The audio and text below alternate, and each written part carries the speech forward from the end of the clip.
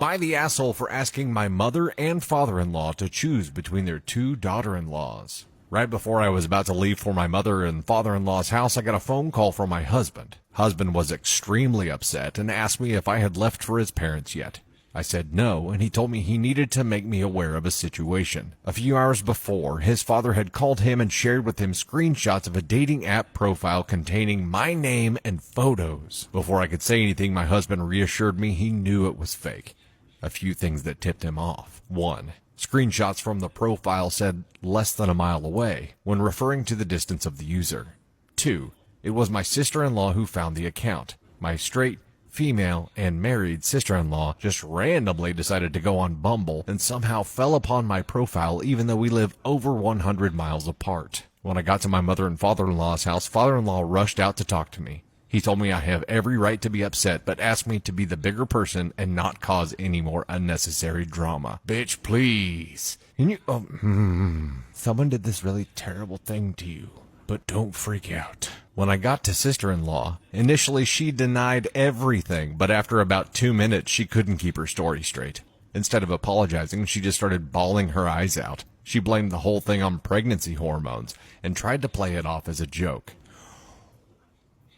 What? Straight up bullshittery right there. Bullshittery.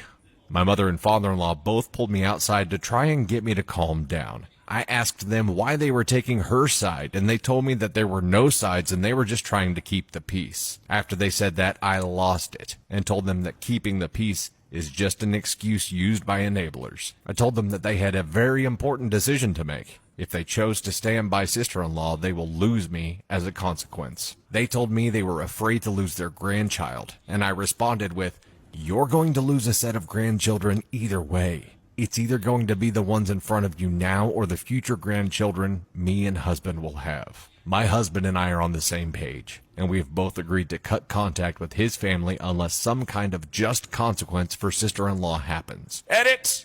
Background info. Husband is currently 12 months into an 18-month deployment for the military. Edit 2! I feel like I need to clarify the family relations. I am not biologically related to anyone in this post. I am married to my husband, who is biologically related to his brother. Brother-in-law is married to sister-in-law. Father-in-law and mother-in-law have 2 biological sons and 2 daughter-in-laws, myself and the sister-in-law. So she doesn't just not like her.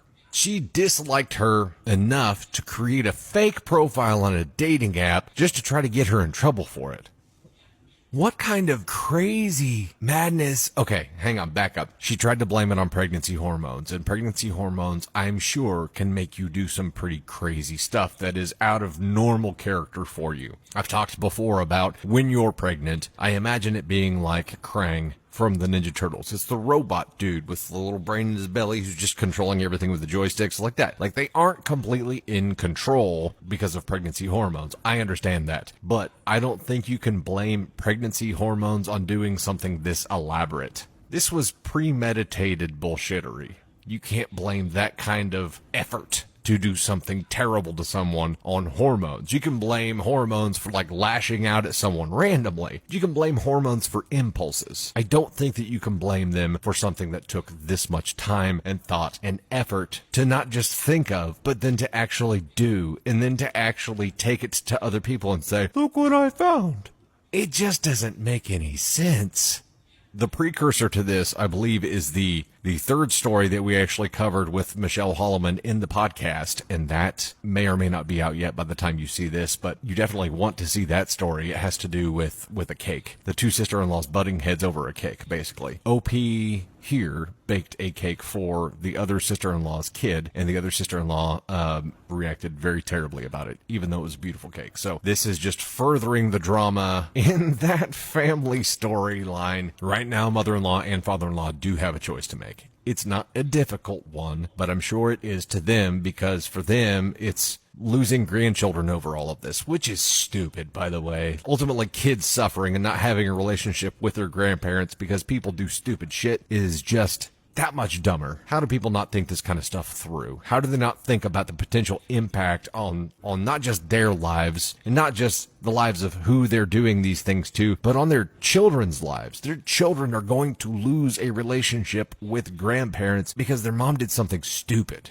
that was completely uncalled for. Or maybe there's a way to still have that relationship with the kids, but no matter what, it's going to be damaged in some way, even if only 1%. It's damage that would not have happened if their mom, sister-in-law here, not OP, the other sister-in-law, had just decided not to be shitty that day. Am I the asshole for asking my mother and father-in-law to choose between their two daughter-in-laws? I don't think OP is the asshole for asking them to choose, but I do think that there could have been a different question to ask here. I don't think OP asking them to cut her specifically out of their lives was an assholish move. The implication here is that it's not just sister-in-law, it's going to be the whole family that gets cut out. There has to be another way. I don't know what that other way is, but there has to be another way that doesn't affect the children and the grandparents' ability to have a meaningful relationship. There must be some other way to do that. The only one proven guilty in all of this has been the crazy sister-in-law. So if there is a punishment to be had, it should be directed at her and at her alone. The thought of the kids being affected in any way because their mom's crazy sucks.